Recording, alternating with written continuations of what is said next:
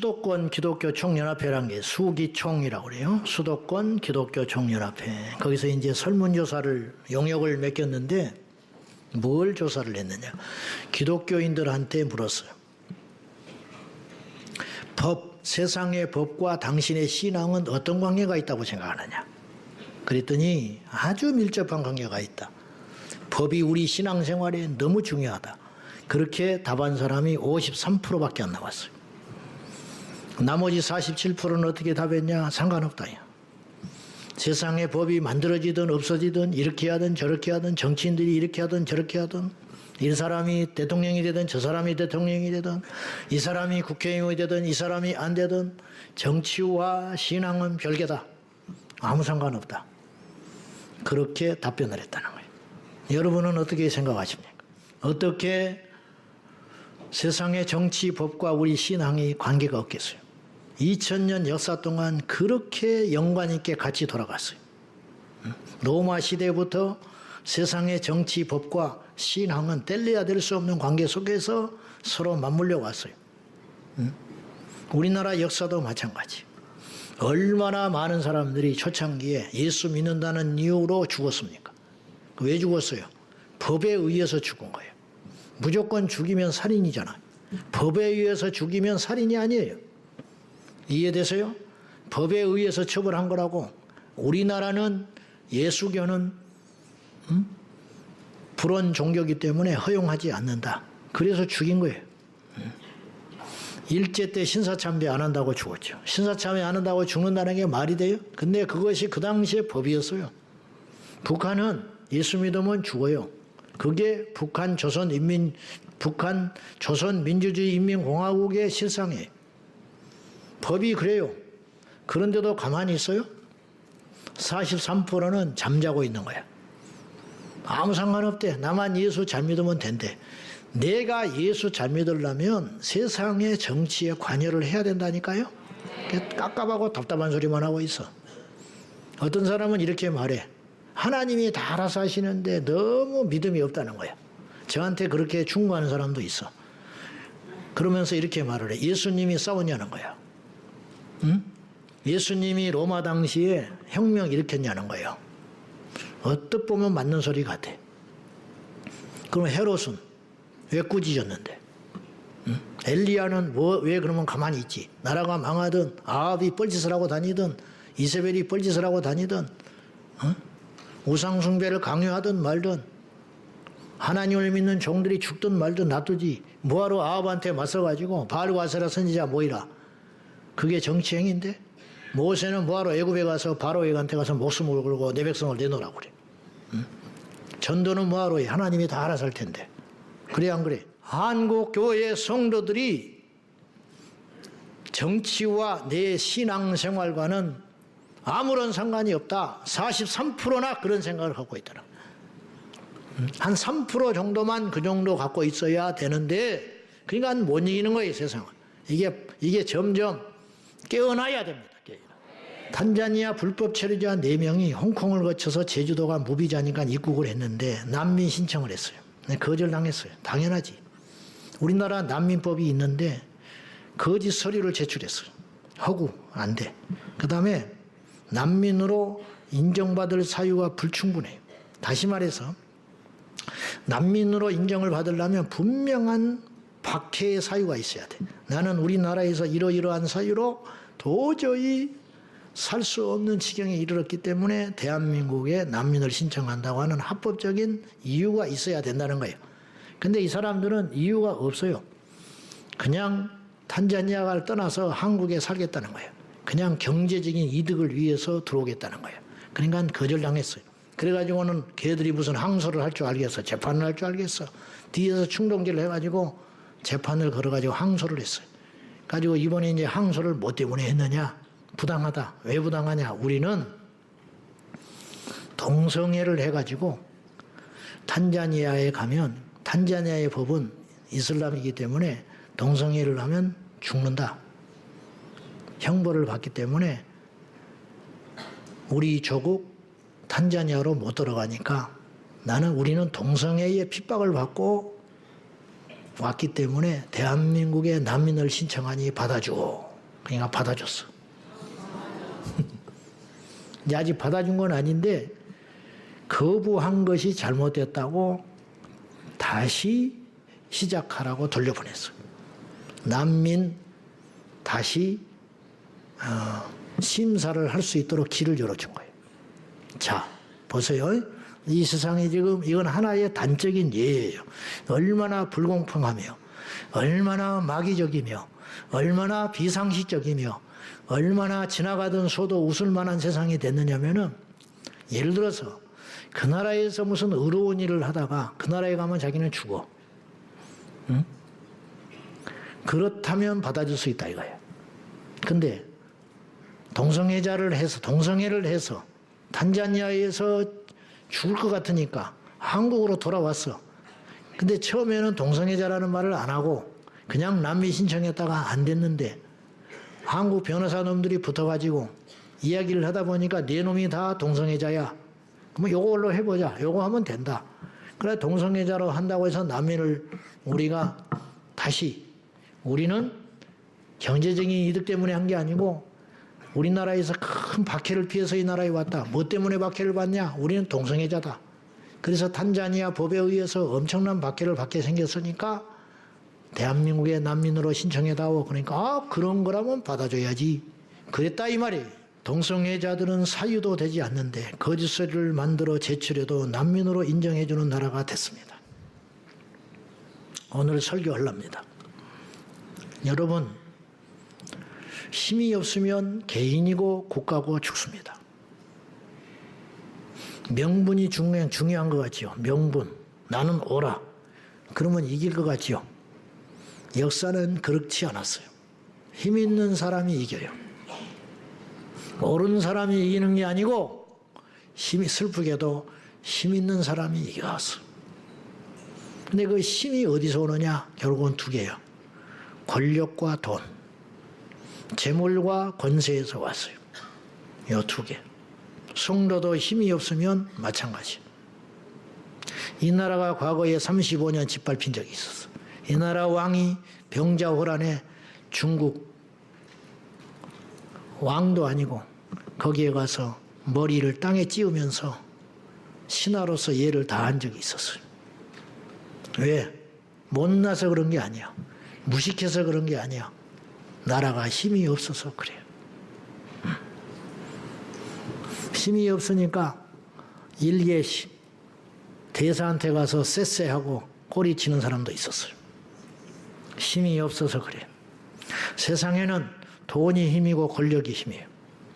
그런데 돈과 권력이 싸우면 돈이 이기는 것 같아요. 자, 아무튼 미국은 앞으로 초강대국이 될 거예요. 더. 지금도 강대국이지만 그 이유인 즉슨 세계 10대 기업이 미국에 있어요. 그리고 기축통화 달러가 아직도 짱짱해요. 절대로 못 이겨요. 중국이 대단한 기세를 올리고 있는 것 같지만은 결국 미국의 상대는 안 될 거예요. 힘은 이처럼 개인과 공동체, 국가의 운명도 좌우해요. 우리 교회도 마찬가지. 교회도. 내가 힘이 없어요. 힘이 없다. 그러면 밖에 나가서 무슨 말을 해도 들어주지도 않아요. 그런데 진짜 강한 사람이 있어요. 그건 뭐냐? 내려놓은 사람. 자, 요한일서 5장에 세상을 이기는 이것이니 우리의 믿음이니라. 자, 왜 핵이 있어야 되는지 알죠? 핵은 아무리 약한 나라도 한 방을 갖고 있는 거예요. 결정적일 때는 네 죽고 나 죽자. 내가 너한테는 못 이기지만 적어도 너를 죽일 수는 있어. 이게 핵이야. 핵. 그래서 인도를 못 건드린 거예요, 중국이. 파키스탄을 못 건드려, 인도가. 파키스탄이 인도에서 나갔거든요. 힘없는 나라거든요. 그냥 오늘이라도 집어삼킬 수 있어요. 근데 못 건드려. 왜냐? 핵이 있어. 핵. 내가 누차 말했죠. 또 이렇게 이야기하면 또 똑똑한 사람들이 하도 많아가지고 댓글이 난리가 나요. 우크라이나 이야기하면. 몰라서 그러는 게 아니라니까. 설교를 하기 위해서 하는 소리라고. 우크라이나에 핵이 있었으면 전쟁이 안 난다 그랬더니 또 배경도 모르면서 떠들어야 된다고 난리야 나한테. 그런 뜻이 아니잖아. 제발 좀 길을 좀 열고 살아라고. 응? 그런 뜻으로 하는 소리가 아니고 단순하게 우크라이나가 세계 3대 핵 보유국이었는데 미국과 영국, 프랑스 중재에 나서가지고 협정 맺어가지고 핵을 전부 러시아에 돌려주는 바람에 침략을 당했다. 그때 또 미국이 뭐 러시아가 침략한 건 뭐 정당한 것이고 젤렌스키가 뭐 1조를 벌었는데 그것도 모르고 목사님은 그걸 몰라서 하는 게 아니라 핵이 있었으면 전쟁이 안 났을 것이라는 소리를 하려고 하는 거지. 응? 자, 그러면 세상에 없는 것이 있어야 이길 수가 있다는 거예요. 왜 믿음으로 세상을 이길 수가 있냐면 세상에는 믿음이 없기 때문에, 세상에는 예수가 없기 때문에, 세상에는 복음이 없기 때문에, 세상에는 말씀이 없기 때문에 결국은 이기더라는 거예요. 이게 2000년 기독교 역사가 증명한 거예요. 노마를 이겼어요. 노마를. 왜?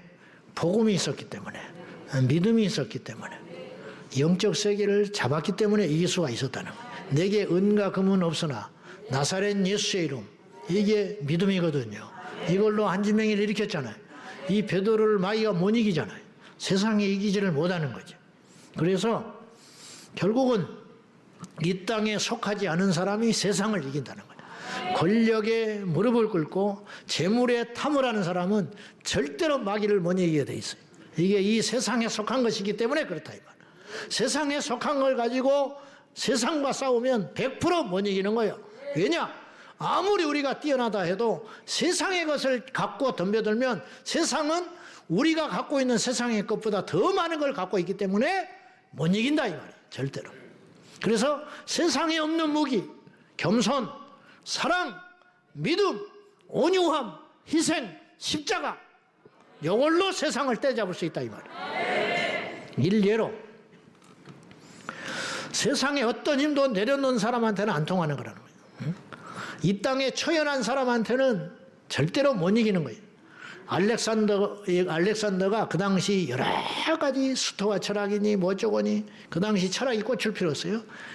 아리스토텔레스, 플라톤 등등등 막 소크라테스 이렇게 그때 견유학파라는 학파가 생겼어요. 우리 세계사 배울 때 다 배웠어요. 도덕 시간에도. 이 견유학파라는 건 쉽게 말하면 뭐냐면 이 땅에 미련이 없는 거예요. 이 땅에. 그래서 그냥 동양으로 따지면 중국에도 그런 학파가 있었는데 도교 같은 거예요. 도교. 그냥 산속에 들어가 살아버리는 거예요. 나는 권력도 필요 없고 돈도 필요 없고 먹는 것도 필요 없고 그냥 산속에 들어가서 수양하고 살다가 죽는 거예요. 이게 견유학파. 서양으로 따지면. 동양으로 들어오면 도교. 이제 이런 거라는 거예요. 그 견유학파에 속한 한 사람이 디오게네스라고 하는 유명한 사람이 있었어요. 디오게네스가 세상을 추월하니까 따르는 제자들이 많았어요. 깨끗하고 오염이 안 되니까. 그러니까 따르는 사람들이 많으니까 유명해졌죠. 알렉산더가는 아테네를 방문했다가 디오게네스에 대해서 소문을 듣고 흥미가 생겼어요. 좀 데려와라. 좀 보자. 누구도 알렉산더 앞에 감히 맞서는 사람이 없잖아요. 그 당시. 세계 대제국을 갖고 있었는데. 근데 디오게네스가 안 온대. 알렉산더가 불렀는데 안 온대. 그러니까 알렉산더가 더 보고 싶은 거야. 안 온다고 하니까. 그래서 갔어, 자기가. 갔더니 집이라는 게 나무 항아리에 살고 있는 나무 항아리. 나무를 파가지고 거기서 살고 있어요. 근데 알렉산더가 봤더니 햇볕이 쬐니까 밖에 나와서 이를 잡고 있었어. 디오게네스가 옷을 허름하게 차려입고. 그래가지고 떡 앉아가지고 알렉산더가 서 있으니까 내가 알렉산더다. 그랬더니 디오게네스가 나는 개요 그랬어. 자기가 알렉산더 그러는데 무서워하질 않아. 보통 사람 같으면 알렉산더다 그러면 그냥 무릎을 꿇고 쳐다보지도 못하는 것이 보통인데 부관들을 데리고 갔는데도 흥미가 없어. 니까지 게 뭐 알렉산더면 알렉산더지 그런 뜻이야. 그래서 내가 알렉산더다 그랬더니 나는 개요. 그래서 왜 당신은 개라고 그러냐. 그랬더니 나는 나한테 잘해주는 사람한테는 꼬리를 흔들고 나한테 이득이 안 되는 사람한테는 내가 으르렁거리고 나한테 악하게 하는 놈한테는 물어버립니다. 그래서 나는 개요. 그러니 알렉산더가 할 말이 없는 거예요. 그래서 나한테 원하는 것이 있으면 무엇이든지 말해보시오. 내가 소원을 들어주겠소. 그랬더니 디오게네스가 희끗 쳐다보더니 비키시오. 햇빛 좀 쬐게. 햇빛을 당신이 맡고 있어. 나는 바라는 것 없다. 햇빛이 필요하다. 그러니까 햇빛 쬐고 괜히 이 잡고 있는데 방해하지 말고 쓸데없는 소리 하지 말고 가라. 이 소리야. 그랬더니 알렉산더가 돌아섰어요. 뒷소리 못하고 돌아서서 탄식을 하더라는 거예요. 내가 알렉산더가 아니었으면 디오게네스가 됐으면 좋겠다. 그랬다는 거예요. 유명한 말을 했더래. 부러운 거예요. 왜 부러우냐? 사람은 자기한테 없는 걸 가진 자가 부러운 거예요. 부러워. 머리 있는 사람을 보면 내가 부럽고서 안 부러웠어. 안 부러워요. 내가 머리가 많으니까.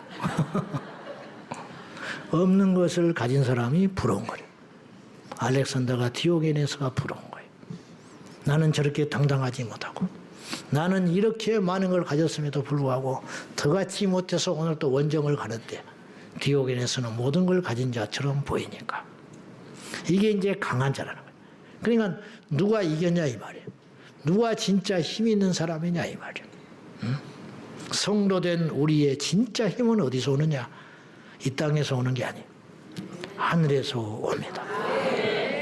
천국에서 온다는 거예요. 나의 도움이 어디서 올고 천지를 지으신 여호와에게서 온다. 그 하늘의 힘을 받아야 할 줄로 믿습니다. 예수 믿으면 열등감이 없어야 돼요. 피해의식이 없어야 돼요.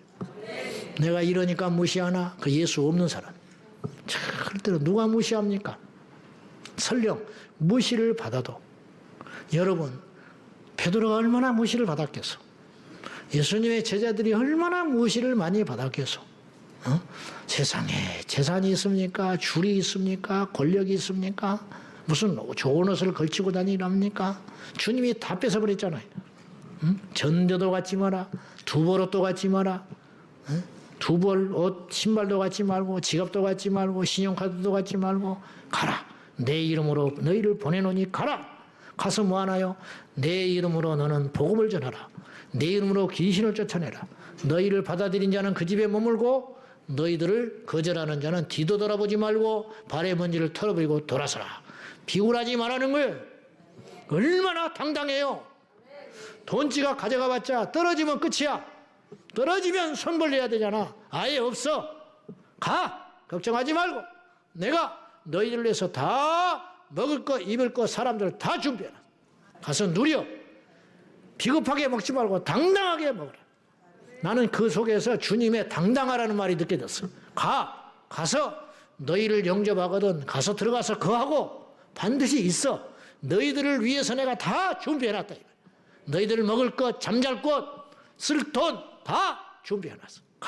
가기만 하고 그 대신 그런 사람을 찾지 못해서 뭘 몰라가지고 너희들을 무시하고 박해하거든 속상할 것도 없고 미련들 것도 없고 기분 날 것도 없다. 나는 그렇게 느껴져서 그 말씀 속에서 돌아서 버려. 돌아서면 또 있어. 돌아설 때 그냥 돌아서지 말고 발파리의 먼지를 털어버리고 돌아서라. 왜? 마지막 때에 심판 때에 소돔과 고모라가 그보다 더 좋을 것이다. 무슨 말이냐? 그때의 멸망길을 걸어갈 때 억울합니다. 주님 내가 복음을 못 들어서 이 지경이 됐습니다. 무슨 소리냐? 내 종을 보냈는데 언제 보냈나요? 내 종이 털어버린 먼지가 네 집 앞에 아직도 있느니라. 그거 말씀하시려고. 직소리 못하게 하려고. 얼마나 당당해요. 이런 제자들을 무슨 수로 세상이 이깁니까? 헤롯이 세례요한을 이길 수가 있어요? 헤롯이 베드로를 이길 수 있어요? 감옥에 집어넣었잖아요. 이기는 것처럼 보이죠? 나와버렸는데? 들어가서 자고 있는데? 바울 자꾸 채워가지고 지하 감옥에 집어넣었잖아요. 풀려서 나와버리는데? 무슨 수로 이기느냐고? 무슨 수로? 이게 바로 하늘의 능력을 가진 자의 자세라. 하늘의 힘을 가진 자다 이 말이에요. 당당하세요. 가난해도 몇십 년이면 끝나. 부자도 몇십 년이면 끝나는 거예요. 세월이 얼마나 빨리 지나가는. 있으면 얼마나 있는데. 응? 있으면 얼마나 있어. 높으면 얼마나 높아요. 없으면 얼마나 없어. 그렇게 살면 되는 것이지. 집줄여. 집줄이라고 했잖아요, 내가. 능력 안 되면 집줄이는 거지 뭐 어떡할 거예요. 옛날 뭐 어쨌다. 필요 없어, 옛날 이야기. 우리도 옛날에 우리 할아버지는 부자였어. 아무 필요 없는 거예요. 옛날에 뭐 어쨌다 저쨌다 뭐 필요 없어. 옛날에 뭐 집이 몇 칸이었다. 지금은 한 칸. 아니면 또 변방으로 이사 가. 응? 고집 피우고 3억짜리 집 사지 말고 1억짜리로 가. 응? 그리고 전철 타고 다녀. 차 타고 다니다가 응? 차 서버리면 새로 사지 말고 빚내서 사지 말고 하나님 이제 전철 타고 다니라는 것보다 큰 차 타고 다녀. 더 큰 차. 그러고 다니다 보면 또 누가 차가 하나 줘요 또. 준다니까 기도 안 해도. 진짜로. 그러면 또 타고 다녀. 또 기름값 없어. 그럼 받쳐놔 집에. 그러면 또 누가 기름값 줘. 그러면 또 타고 다녀. 그렇게 살아가는 거예요. 당신은 그렇게 사냐고. 그렇게 살려면 살지 못 살아? 왜 못 살아? 바울이 부한 데 처하든 가난한 데 처하든 높은 데 처하든 낮은 데 처하든 내게 능력 주신 자 안에서 모든 걸 할 수 있다. 그것 때문에 못해? 그것 때문에 못하면 하나님 어디 계시는데? 좀 말이 어긋났어요. 오늘의 주제는 뭐냐면 기도의 힘이에요. 기도의 힘이라는 뭐냐? 기도가 힘이고 기도할 때 힘이 난다 그런 말이에요. 기도가 다 같은 기도가 아니에요. 자, 아까 제가 말했어요. 우리는 하늘을 바라보고 사는 사람이에요. 이 땅을 초월한 사람. 디오게네스 같은 사람.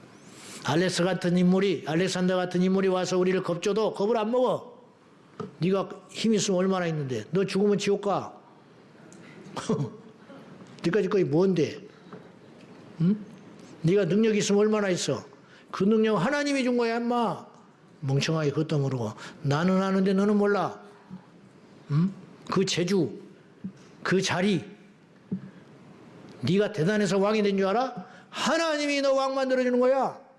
그것도 모르고. 응? 그렇게 딱 속으로만 생각하는 거예요. 겉으로 말하면 죽으니까. 응? 그러니까 기가 안 죽는 거예요. 그냥 그 자족하기를 배웠노라. 이 땅에서 영원히 산다면 미치죠. 그렇게 살아라고 그러면. 그러나 우리 이 땅에 그렇게 안 살아. 영원히. 끝이 온다 이 말이야. 끝이. 그리고 하나님 앞에 가서 그때서 진짜 인생이 시작되는 거예요. 아멘입니까? 그럼 뭐하러 미련을 둬? 있으면 누리고 없으면 그냥 절제하고 길이 열리면 가고 안 보이면 앉아있고 그러는 것이지 뭐 어떡할 거예요. 그냥 길이 열리면 막 호들갑 떨고 막히면 또 죽겠다고 그러고 그러니까 마귀가 그냥 안 두지요. 그러니까 맨날 끌려다니는 거예요. 지는 거예요. 맨날 강한 사람한테 지고 힘 있는 사람한테 굽신거리고 가진 사람한테 가서 아부하고 예수님이 어디가 있어 그런 사람한테. 그러니까 그렇게 살지 말고 하늘의 힘을 붙들고 살자요. 하늘의 힘. 근데 하늘의 힘을 오늘 나에게 가져올 수 있는 방법이 있으니 그것이 바로 기도다. 근데 기도가 다 같은 기도가 아니라는 거예요.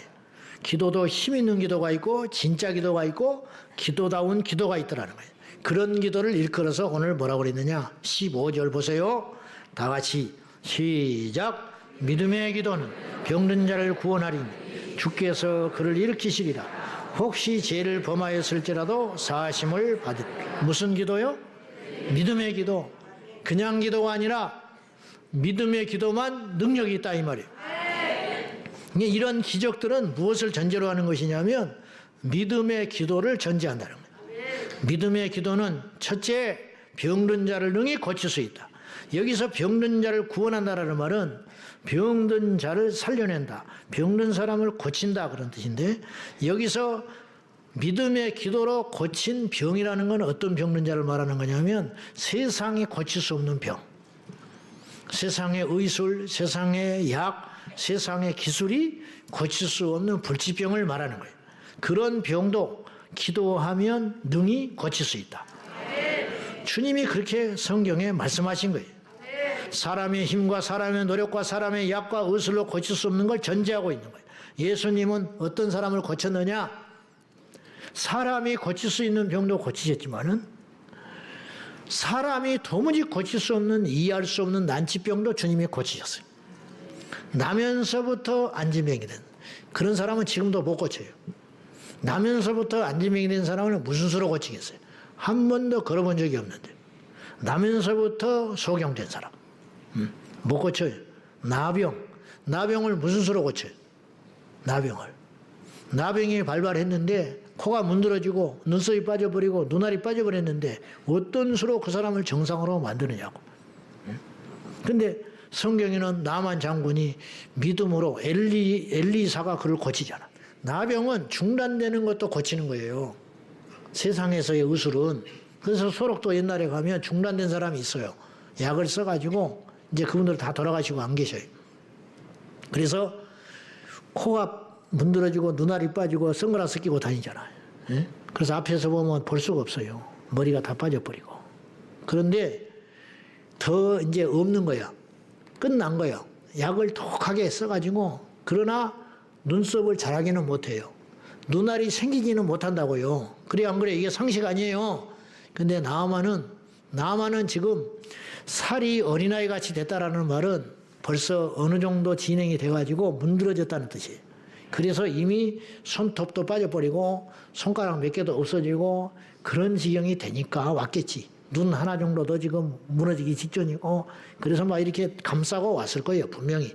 당당하게 못 왔을 거라고. 오죽하면 아람 제국의 2인자가 그 자존심을 굽히고 그 많은 선물을 준비해가지고 그 변방 엘리사를 만나러 왔겠어. 오죽하면 죽을 지경이 됐으니까 왔겠지. 그냥 이미 병이 약화되었고 고칠 확률은 제로라 이런 뜻이. 그런데 요단강에 담갔다가 나왔더니 7번 담그고 나왔더니 살이 여상하였더라. 어린아이같이 정상이 됐다.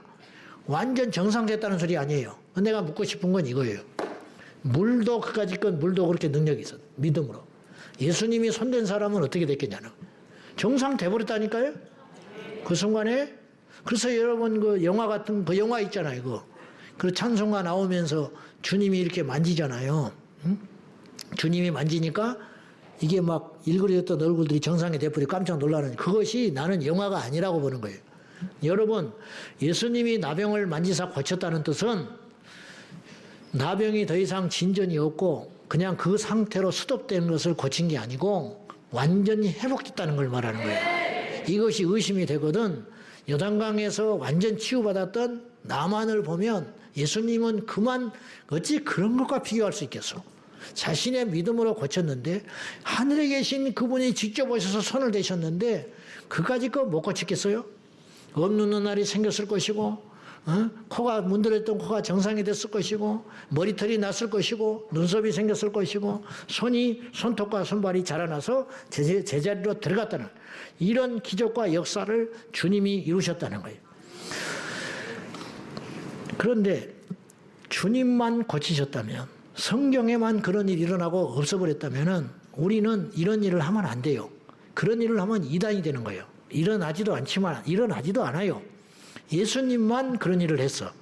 예수님만 안진병을 일으키고 예수님만 소경을 고치고 예수님만 죽은 나사로를 살리시고 끝. 그리고 제자들은 복음만 전했지 그런 일이 안 일어났다. 그러면 2000년 동안 안 일어나야 되는 거예요. 아무리 노력을 하고 힘쓰고 애를 써도 안 일어나야 정상이에요. 그러나 그랬습니까? 그렇지 않다는 거예요. 당장 베드로도 고쳤고 바울도 고쳤고 그리고 교회사 2000년 역사 가운데 지금도 아프리카에서 기적이 일어나고 저기 제3남미에서 기적이 일어나고 이런 이해할 수 없는 기적들이 숱하게 보도가 되고 있다는 것은 결국은 하나님은 지금도 누군가를 통해서 일하고 계시다는 거예요. 누구를 통해서 일하시느냐? 병든 자를 고치는 기도하는 사람을 통해서 일하고 계시다는 거예요. 응? 자, 예수님이 나사로 고쳤듯이 예수님이 안진병이 고치셨듯이 베드로도 안진병이 고쳤죠. 바울도 죽은 유도고 죽어가지고 숨이 끊어져 버렸어요. 설교 듣다가 떨어져가지고 죽어버렸어. 큰 시험이죠. 설교 듣다가 떨어져 죽어버렸으니. 그런데 숨이 걷어서 갔는데 바울이 살려냈어. 예수님과 같은 능력을 행한 거라는 거예요. 예수님은 나흘 만에 고쳤지만 바울은 이제 몇십 분 만에 고친 거죠. 그런 차이가 있을 뿐이죠. 이런 역사. 오늘날에도 암이 낫고 신경이 살아나고 장기의 능력이 회복이 되고 열병이 치유된다는 거예요. 기도하면 병원을 통해서 사람을 통해서 혹은 하나님의 직접적 개입으로. 근데 전제가 있어요. 믿음의 기도. 의심하는 기도, 하다마는 기도, 주구하는 기도, 맥없는 기도, 힘없는 기도가 아니라 하나님께 진실로 믿음의 기도를 드릴 때, 자, 응답은 하나님께 있다고 내가 누차 이야기했어요. 응답은 어차피 하나님께 있어요. 아무리 작은 일도 하나님이 허락지 않으면 안 되는 거예요. 머리털을 하나도 검거나 희게 안 돼요. 공중에 나는 새 한 마리도 우리가 어찌할 수가 없어. 공중에 나는 새는 고사하고 닭장 안에 가두어 있는 닭 하나도 내가 죽이고 살릴 수 없어요. 아무리 정성들여 키워도 그 다음날 되면 죽어버려. 안 되는 거예요. 상식적으로 생각해봐요. 내가 정성 들여서 삼시세끼 챙겨 먹는 병아리가 잘 크겠어? 돌아다니는 것이 잘 크겠어? 근데 하나님이 키워주는 게 더 잘 커. 안 되는 거예요. 하나님께 답이 있는 거예요. 하나님께. 그렇잖아요. 내 손 안에 있어도 내 것이 아니야. 그러나 내 손을 떠나도 내 것이 있는 것이에요. 하나님이 함께 하시면 그런 일이 생기더라는 거예요. 하나님이 함께 하시면. 그래서 스미스 이글스 워스 목사님 이야기를 누차 했잖아요. 다리 없는 다리가 생겨버려요. 없는 다리. 성경에 그런 일이 일어났다면 그런가 보다 하지만은 100년 전에 웨일즈 지방에서 태어난 스미스 이글스 워스 목사님이 영국에서 그런 일을 하고 다녔다는 거예요. 놀래 자빠지는 그 치유받은 그 목사님이 놀래니까 스미스 이글스 워스 목사님은 당연한 듯이 이렇게 말했다는 거예요. 하나님은 다리 부러진 걸 고치는 것이나 없는 다리를 있게 하는 것이나 똑같다, 그렇게 이야기했다. 우리 생각에는 부러진 다리는 고칠 것 같아. 그러나 없는 다리가 일어나게 하는 건 못할 것 같잖아요. 하나님은 그런 분이 아니라는 거예요. 어떤 사람이 기도를 해서 감기가 났어. 그거는 할렐루야야.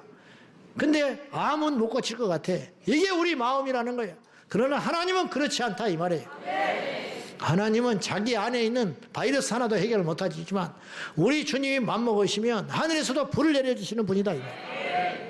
두 번째, 믿음의 기도는 죄를 사함받게 하신다.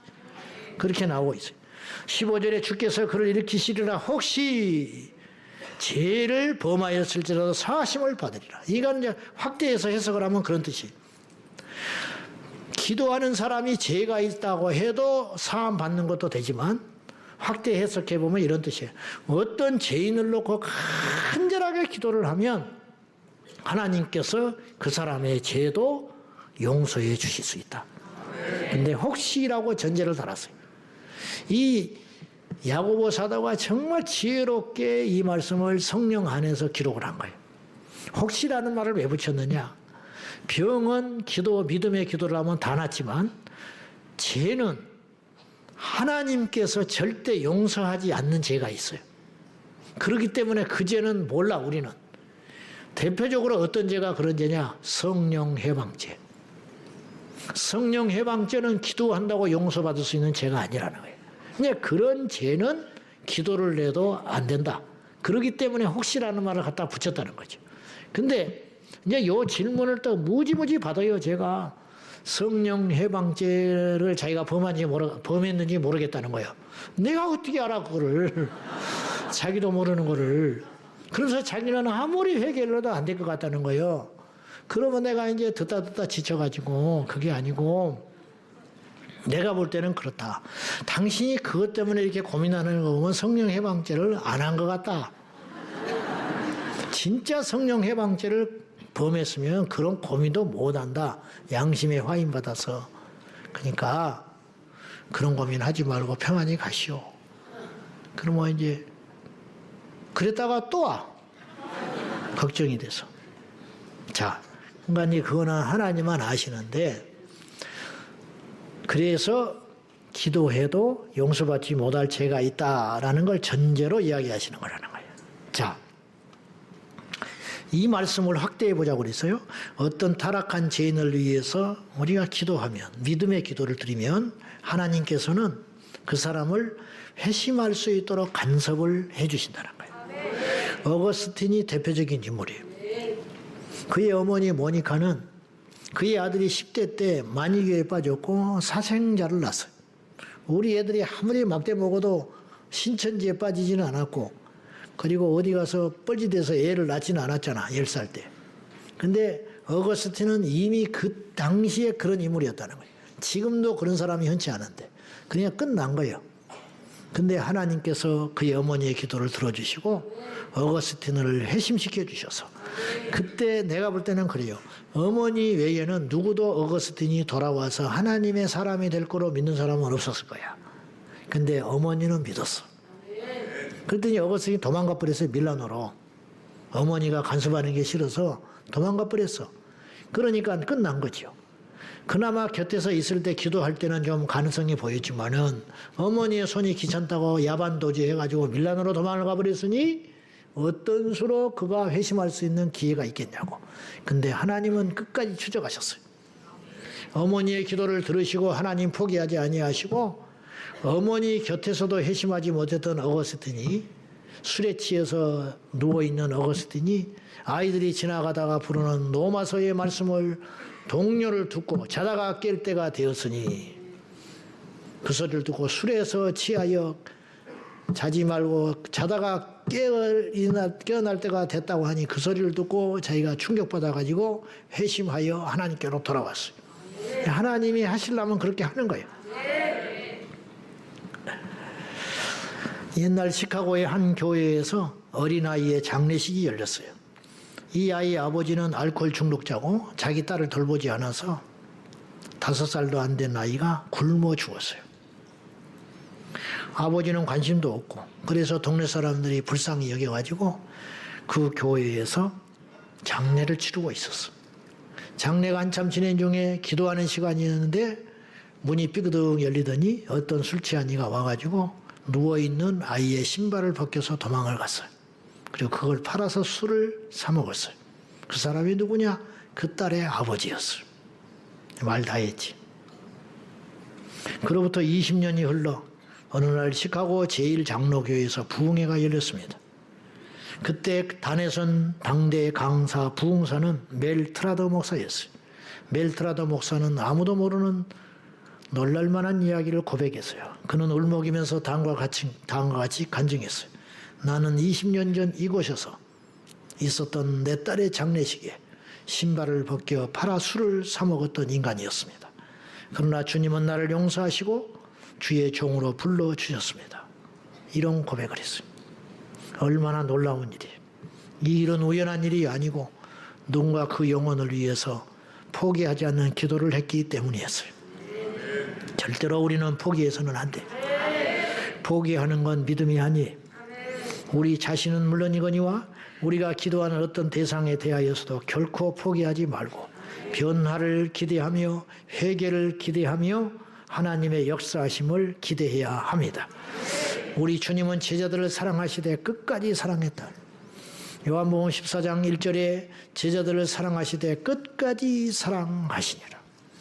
주님은요, 가룟 유다도 끝까지 사랑하셨어요. 끝까지 살리려고 그랬어요.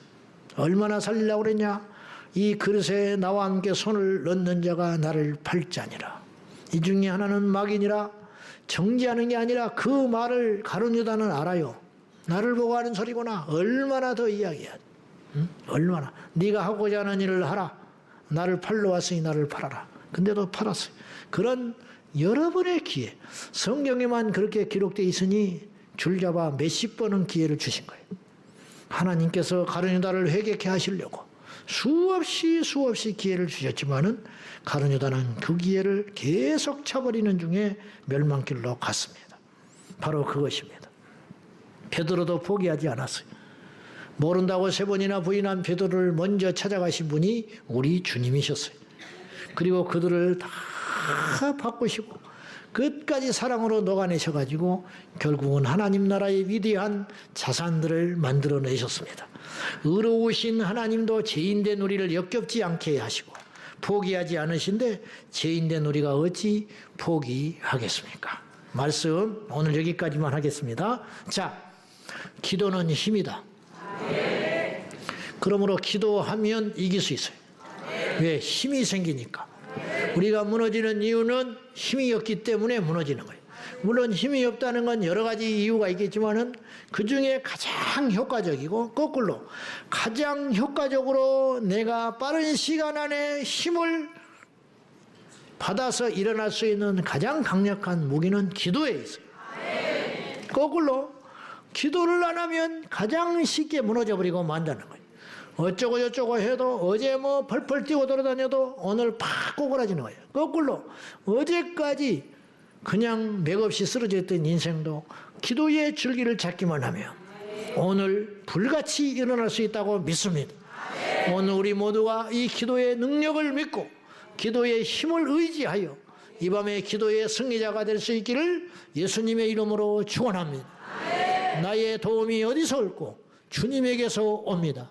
마귀는 우리의 약점을 알고 우리가 이것만 안 하면 무너진다는 걸 알기 때문에 죽기 살기로 어려움을 주기도 하지만 기도를 못하게 해버린다. 기도를 못하게 해버리면 끝나는 거예요. 여러분, 한국교회는 일제시대에 기도했어요. 6.25 동란 때 기도했어요. 그래서 한국교회는 깨끗했고 한국교회는 부흥할 수 있었고 한국교회는 악한 영과 대적하여 이길 수가 있었어요. 그런데 오늘날 교회가 이렇게 건물이 번듯하고 지식층들이 많고 배운 사람들이 많고 재정도 있고 일꾼들도 많은데 기도를 안 해버리니까 철야 기도가 중단되고 금식 기도가 중단되고 신년초 기도가 중단되고 기도원마다 텅텅 비어버리고 산마다 들마다 기도의 숫자가 줄어드니까 힘이 없어지니까 세상에 맞서 싸울 능력을 사라지게 되고 욕을 먹고 지탄을 받고. 여러분, 옛날에는 욕 안 먹었어요? 옛날에는 핍박을 안 받았냐고요? 세상이 강하기 때문에 우리가 못 이기는 게 아니고 우리가 약하기 때문에 지고 있다는 걸 꼭 깨닫고 우리 모두 하나님 앞에 기도의 능력을 받아서 기도함으로 힘을 얻고 능력 받아서 승리하는 저와 여러분 될 수 있기를 예수님의 이름으로 축원합니다.